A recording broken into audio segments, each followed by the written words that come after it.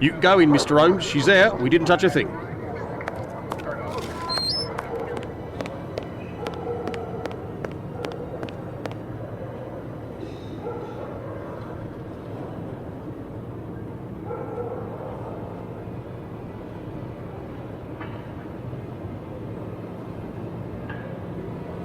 It was very good of PC Chandler to let us pass. He said no one has touched the corpse.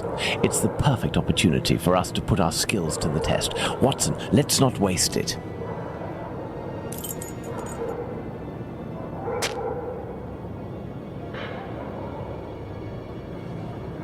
So, Doctor, shall we examine our victim? I'm tired, Holmes. I'm not sure if I am in a state to do this work. Come, Watson, there is little time. Show me what you're made of.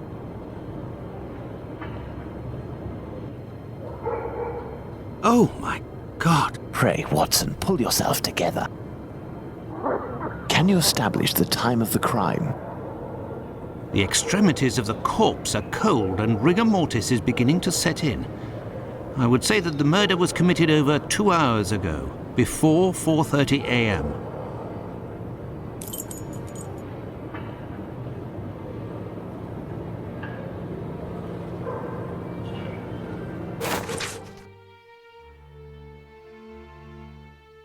A torn envelope. It smells of rubbing alcohol.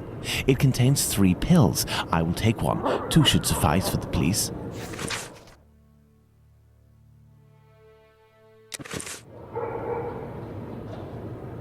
The blood is a dozen inches or so from the ground. Bloodstains on the wall. Bloodstains on the wall.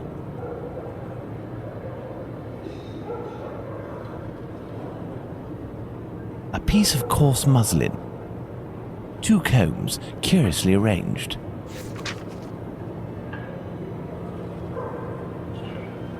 There are no trails on the ground. There's no sign of a struggle. Now, let's look at the stomach, or at least what remains of it.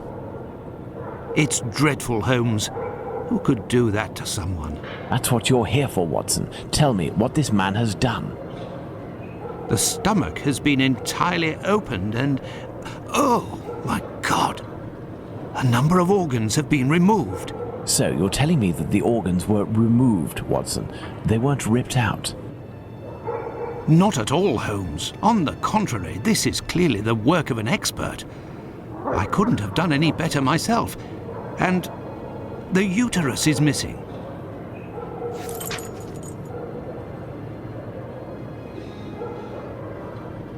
Looky here. It would seem he has a mark on his left hand.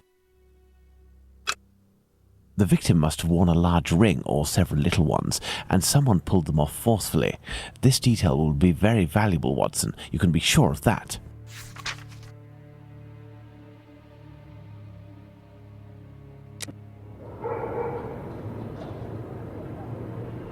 Let's look at this poor woman more closely. A bruise. Look at her neck. What can you tell me? There are 2 incisions. The tongue is swollen. The victim's face appears to have bruising, wouldn't you say? Under the maxilla and cheek. There is less on the right side. My dear Watson, now that we have found all of our clues, nothing remains but to subject them to our most likely hypotheses in order to deduce the facts.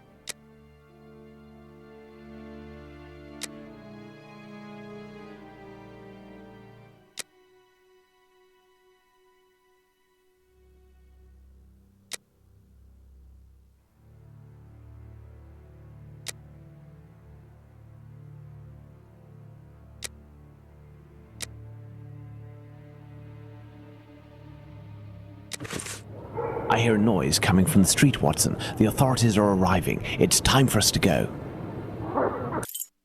Holmes has been locked away in his room for days, always saying the same things. I'm thinking, Watson. Very good, Watson. As you wish, Watson. But I am thinking too, so much so that I can't sleep. Annie Chapman. Good Lord. Holmes examined the broken jar that belonged to Finley's tenant. I wonder what this substance is. I don't recognize the odour. Formalin, Watson. This jar contained formalin. Interesting, don't you think? I've been waiting for something for days. Just the tiniest bit of news that would make sense of this whole matter. But there's nothing, neither from the press nor the police. Unless Aberline is holding on to some information without realizing its importance, which is quite possible. It is time for you to return to the police station in Whitechapel, Watson. And didn't you tell me that you had a matter to take care of it? Take advantage of it to learn more about this pill and its contents. Ah, but Holmes, it's late, and spending another night in this district is hardly my idea of entertainment. I know, Doctor, but we don't have any choice. Time is against us. Take your pistol in case you run into any troublesome characters. Fine, as you wish, Holmes.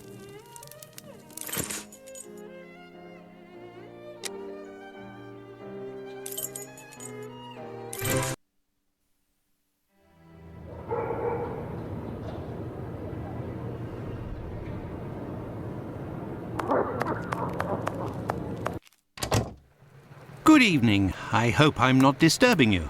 Not at all, Doctor. This man, Mr. Richardson, is a witness to the horrid affair at 29 Hanbury Street, the murder of Annie Chapman. We are discussing the relevance of his testimony. You're probably not in a position to discuss it with me, but I would like to know more about what you call the relevance of this young man's testimony. Oh, there's no secrecy. It's simply that the testimony given by Mr. Richardson doesn't match the time of death given by the coroner, Dr. Phillips. What was the time of death, according to him? Before 4:30 in the morning. My conclusions were the same. Were there any other conflicting testimonies? Well, 2 other witnesses summoned at the preliminary inquest gave testimony, but in these cases too, the times don't match. Do you remember what it was they said? I didn't question them myself. A colleague of mine took down their statements on paper, but on deciding they were of little use, he tore them up and threw them in the bin. There's no point in being bogged down with useless paperwork. I will take my leave, Humphreys. Goodbye, Doctor. May I introduce myself? I'm Dr. Watson. I am... You wouldn't be the chap what writes the detective stories in that there paper? Well, yes, indeed, my stories have been published in the Strand. Go blimey, wanna tell me old mum? It would seem your testimony is the subject of some debate. Could you tell me what it was about? They'll be telling I'm a bit befuddled about the times that I told them. But it can't be so. I knows what I sees and what I don't sees that morning. What did you see, or what didn't you see? And at what time, would you say? I'll tell you this for nothing. It's me old mum who lives at the house where the body was found out back in the garden. She has her shop at the bottom to the right of the stairs. Her door was broken down not too far back because it's a real zoo it is. Right, the morning it happened, I head that way to see if me old mum has finally had the place broken into. It was 4:45 when I got there. That I'll swear on me dear old mum's life. I had a look round to see if the cellar had been taken. No. I had a little sit down on the stairs by the courtyard because me shoes were causing me no end of pain and I had a cut and all. I didn't seize a single thing below the steps, Doctor, not one single thing. If there was some bird all covered in blood, tain't no how I could have missed that, even if it were night time. Right, 5 minutes after getting to number 29, I had to clip off. And now they tells me that either I can't tell time no more, or I was fixing me loafer next to a stiff that was still steaming. All right then. Evening, gents.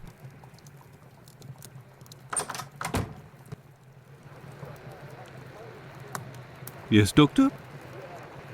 So, how far along are the investigations into these 2 recent murders? Everyone around here believes both crimes were committed by the same man. But as for the Hanbury Street and Bucks Row crimes, nobody has heard or seen a thing. By the way, have you heard of a Dr. Tumblety? No. Is it important? Yes. Well, no, maybe. Actually, I don't know. I have heard about this man, his frequent nocturnal outings and bizarre behaviour. What does this chap look like, Doctor? And where can we find him? The last I heard was that he was staying at Finley's place, the man who was looking for me a few days ago.